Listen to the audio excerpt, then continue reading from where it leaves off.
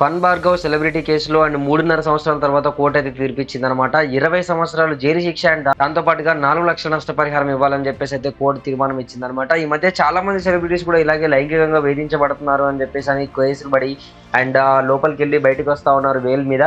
So and చాలా మంది ఇక్కడ మెయిన్ మిస్టేక్ ఏంటంటే అండ్ చాలా చాలా చాలా సంవత్సరాలు కష్టపడి అండ్ ఆ స్టేజ్కి వెళ్తున్నారు. దాని ద్వారా అండ్ ఒక చిన్న మిస్టేక్ చేసి మళ్ళీ అండ్ వాళ్ళు సంపాదించుకున్న ఫేమ్ మొత్తం కింద పడిపోతుంది అనమాట.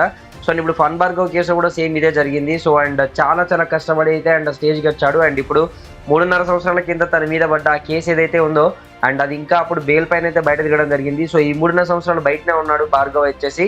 అండ్ ఈ 3.5 years తర్వాత మళ్ళీ తన మీద అయితే కేసు రీఓపెన్ అయిపోయింది అనమాట. సో ఇప్పుడైతే దానికి అండ్ కరెక్ట్ గా అండ్ ఎవిడెన్స్ దొరకడం వల్ల సో ఫన్ భార్గవ్ అండ్ ఇప్పుడు ఎవరైతే ఉన్నాడో సో తను అండ్ మనకి జైలుకి వెళ్ళడం జరిగిందనమాట. సో 20 years జైలు అంటే సో ఆల్మోస్ట్ జీవితం మొత్తం అక్కడనే అయిపోతుంది. సో కాబట్టి చేసే ముందు ఏదైనా కానీ ఆలోచించాలి అందుకనే.